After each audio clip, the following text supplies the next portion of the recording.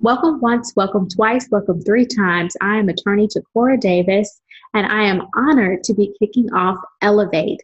First and foremost, before I get started and introduce myself, I want to give a big shout out to Shamira for putting this together. This is an amazing summit that she put together for you because she really truly loves people who are in this industry, and she wants to be of service to you. And I am happy to help her fulfill that mission. So now that I've got the pleasantries out the way, let's chat. Let's go ahead. I'm going to tell you who I am, what I do, why I'm here, and what you are going to learn. I am Takora Davis. I am the founder of the Creators Law Firm, as well as a revolutionary creative. I'm affectionately known in the interwebs and in the internet streets as Legal Bay. And some people even call me Trademark Kiana. Um, but really what I do is I help entrepreneurs protect their smarts in these internet streets. I'm helping you protect your unique business name, your unique business processes, any type of literary or artistic work that you create. And these things as a creative wedding professional are directly tied with what you do. So this is going to be an amazing presentation filled with lots of juicy nuggets that you are going to be able to take and implement immediately into your business. So, what is today's presentation topic? Legal landmines. Dun, dun, dun. Where's my music? Cue my music. I want you to avoid these top mistakes that even seasoned wedding pros make. I have been doing this for quite some time, serving entrepreneurs and creative business owners. And guess what? Even people who've been in the game for years make mistakes. So whether you are been doing this for a while or you're just getting started or you're aspiring to get started, you'll be able to walk away learning something new. So sit back, relax, get out your notepads, your pens. I want you to be able to take notes, and I want you to make sure that you are asking questions in the chat. Even though I'll be chatting and you're going to be able to view these videos and whatnot, I'm going to be live answering your questions. Yes. So if something pops up during the presentation, ask. I'm going to answer. Okay. So let's get started. Today's presentation is all about avoiding those rookie legal mistakes in your wedding business. So as we are going into, really the presentation, I wanted to give you all some background information about me and why I do the work that I do. Why do I work with wedding professionals? Well, on my wedding day, any excuse I get to show my wedding pictures, I'm going to take it. On my wedding day, it was one of the most amazing and beautiful days of my life, but it was extremely stressful. I had just graduated law school. I was not yet a lawyer. No, I was about to graduate law school, not yet a lawyer. And I had been put through the ringer by several of my vendors. I had to let go of an unprofessional wedding planner. I had my limo driver cancel on me a week prior to my wedding because it was prom season and he didn't think he was going to basically make a lot of money off of my event and having me as a client. I had people who I worked with who did not have contracts together, so I tried to draft those myself. There were so many hurdles that popped up along the way, and I realized as I began to practice law that there was a need in this particular industry for quality and affordable legal services in a down-to-earth type of way. And so based on my experience, I wanted to make sure that I've, basically supported the creatives so that not only were their clients protected, but your business is protected as well. There's a reason why you got into this profession in this industry, So whatever that reason is, we want to make sure that we can sustain what you have built. And if we are able to avoid rookie legal mistakes and those legal landmines, you're going to be able to build a strong legacy and a strong business, that meets your end goal, whatever that end goal may be. Perhaps your end goal is to sell your business or to leave it as a legacy for your children. no worries, no problem, nothing wrong with that. But if that is the case, we want to make sure that, that you're protected. So what are we going to be talking about today? I'm going to probably review a little bit of stats, talk a little bit about, what makes wedding vendors different from other creatives and other businesses, giving you these legal tips. Some of them will be industry specific, and also some other business type of information to help you as well. So let's talk about some stats, wedding industry stats. So, this is from Bride's American Wedding Study. I believe this was a study done in 2017 or 2016. The average cost of a wedding is $35,329. I am certain that it's much higher now. Couples are more concerned about their guest experience.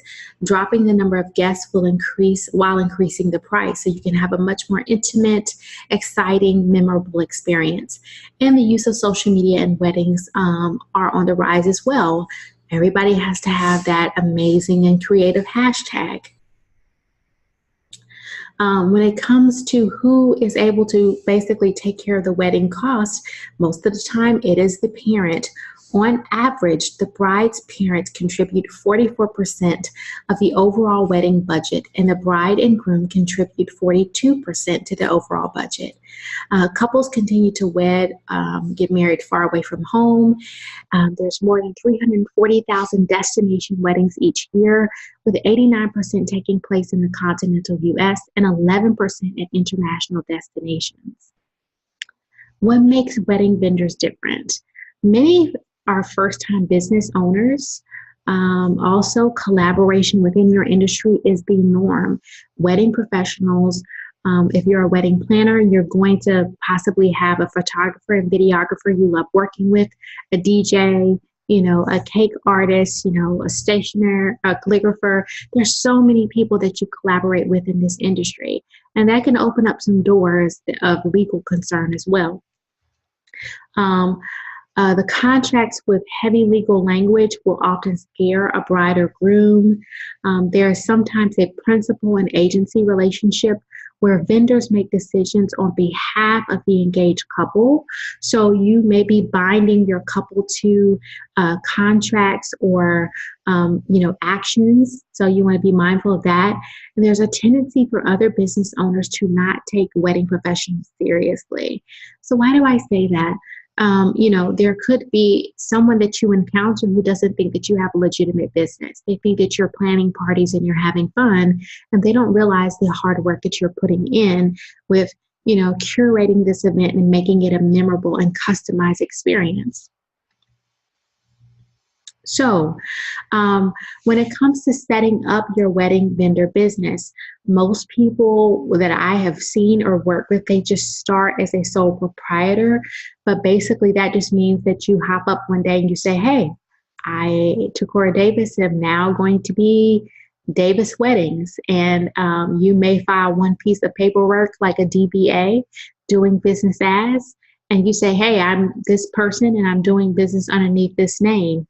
That is a legal, totally legitimate type of business structure, a sole proprietorship, but it is the most risky.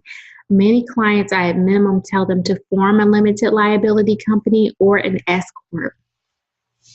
These are easy to form and they protect your personal and your business assets.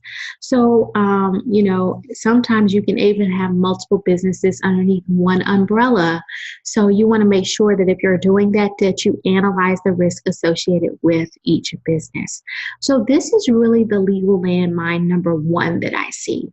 A lot of people do not want to put into place something that will shield themselves, whether that be ensuring that they have a strong legal structure for their business. At minimum, an LLC is what I generally suggest, or have some sort of business insurance in place. Because if something goes wrong at the wedding, people are going to look at you as the wedding planner, or if you have a significant role, they are going to look at you and they are going to hold you accountable. And if you get sued as a sole proprietor, that means what's on the line is your income, your personal property, your real property, your spouse's income, your retirement income, anything that's attached to you personally that you may own is on the line in the lawsuit. As opposed to you forming a business and your business is sued, all of those things that I just mentioned will be protected. They are not going to be eligible to be levied in a lawsuit because your business is a separate entity apart from you, unlike a sole proprietorship where you are your business. All right, here are some tips and rookie legal mistakes for planners specifically. Again, like I said, you're the planner. If something goes wrong, the bride, the groom, the engaged couple will look to you for answers first. Why?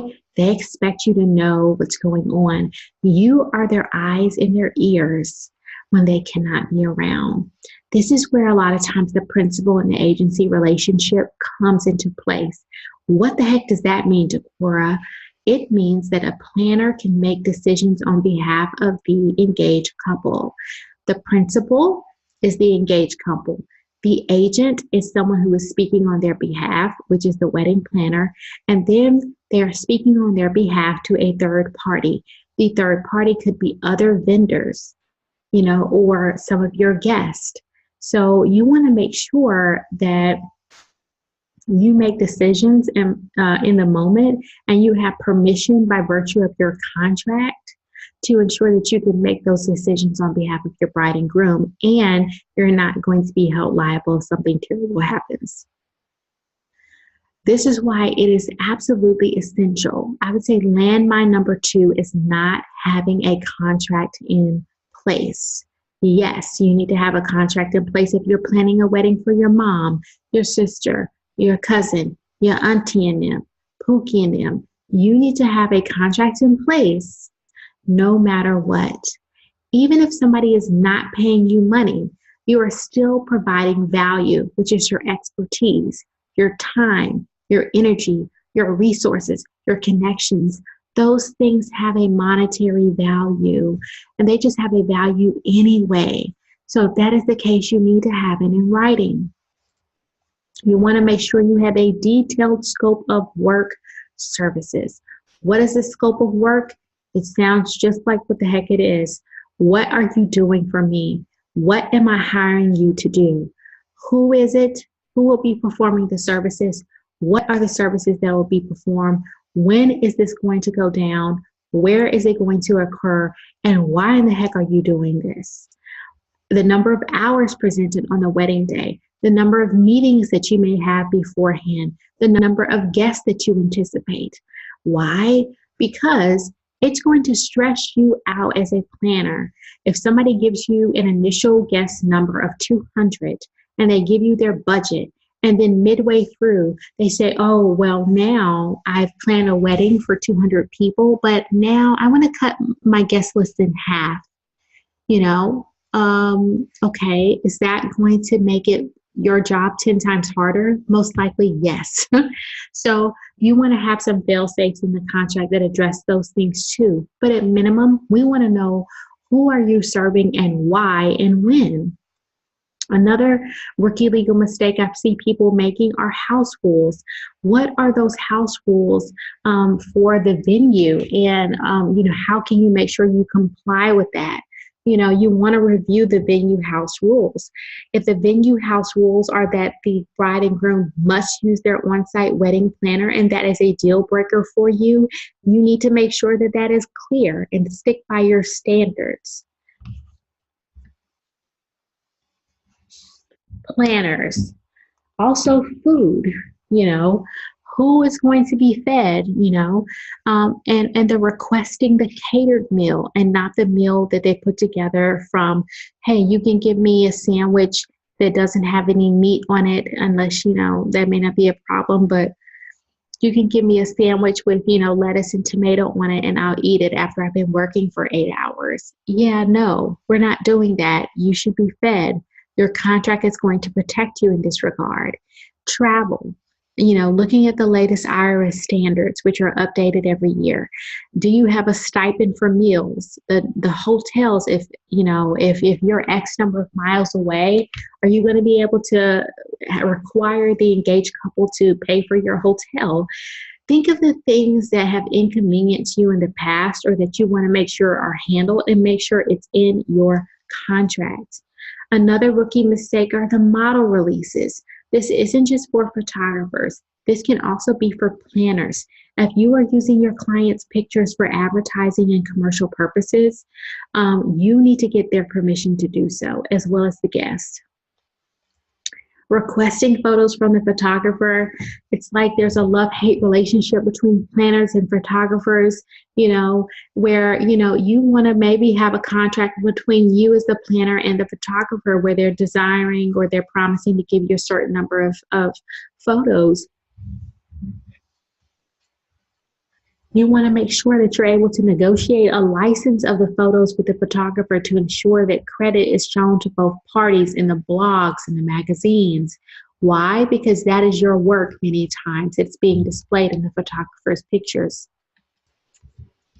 If you're a photographer, one of the things that you want to make sure is very clear in your agreement, and I would say this is legal landmine number 3, is who owns your client's photos. It's one thing to take photos for a client, provide them with copies or access to those photos on a thumb drive. It is a completely separate thing to assign the copyright or the ownership over the photos to that client. If you do that, you should be paid more.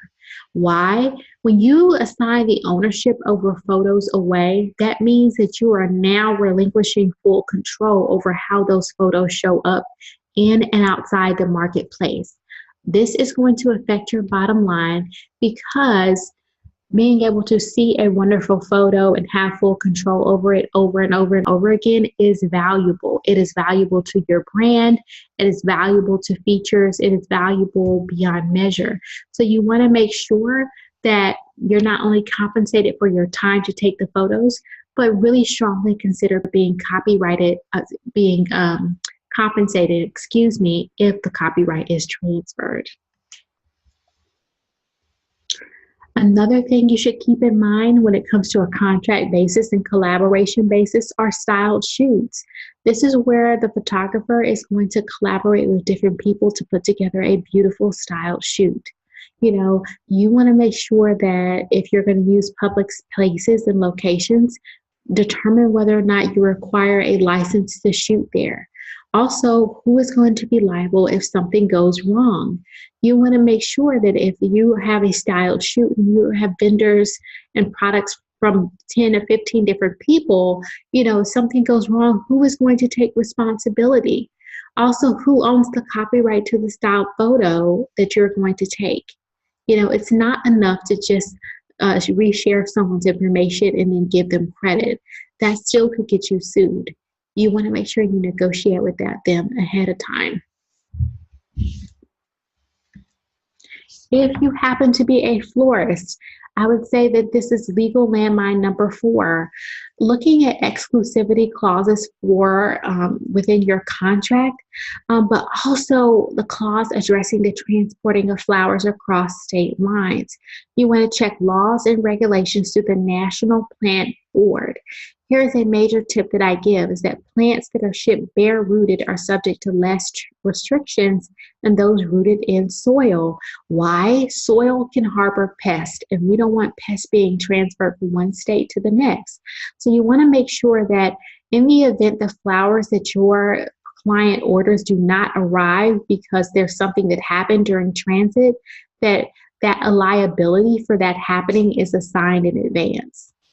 If you can't transport them, you're not going to be responsible. If you own a venue, again, everybody should have a contract in place, but venue owners, definitely you need to have strong insurance policies. venue insurance and insurance for the event via the wedding couple. That can also be something that you place in a contract where you require the wedding couple to get insurance. And yes, there can be provisions where you get insurance for one day. Another thing to think about are open flames or sparklers. Are you going to be responsible if someone gets hurt as a result of them using these things on your property? If so, think about your policy and what you need to put into place to protect yourself. If you are a caterer or baker, you need to look within your state's laws about, whether or not you need a commercial kitchen to be able to bake if you're doing this from home, and get really familiar with cottage food laws. I would even look at also into on a federal database or a federal basis the FDA concerns, and determining who is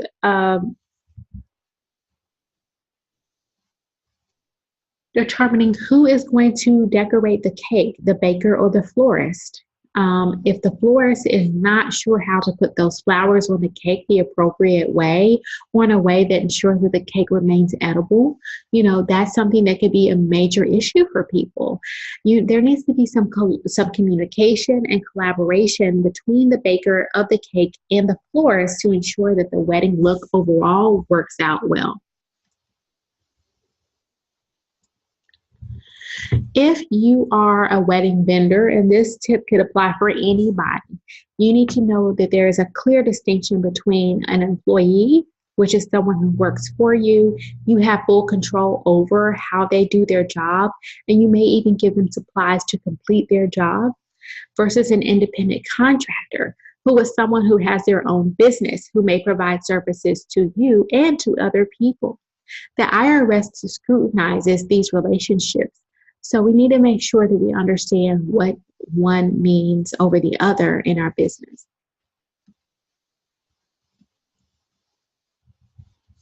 Here are some great general tips to help you along the way. Get your agreements in writing. Yes, a verbal contract in most courts is still valid, but it's so easy to forget what you agreed to.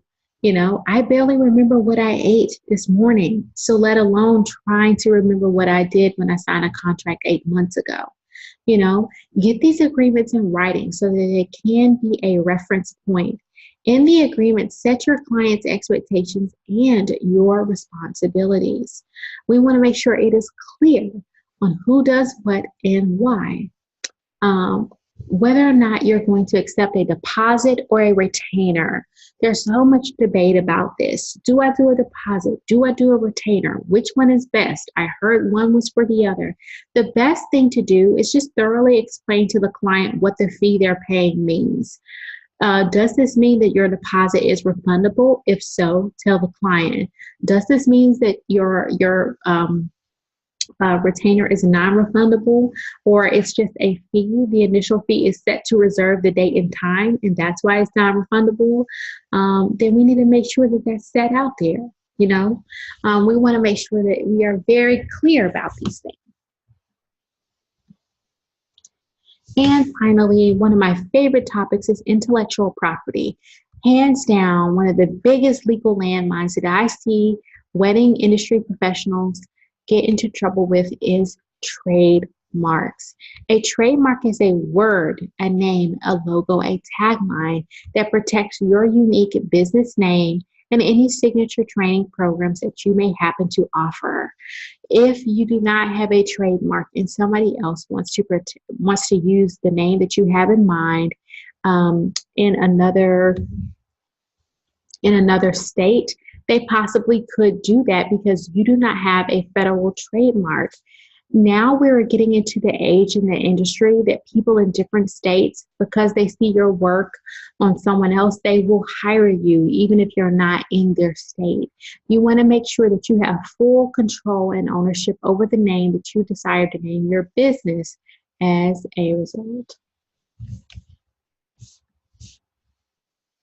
Now, I'm going to take time to answer more questions within the Q&A with the time that is remaining, and just making sure that I provide you with my full value.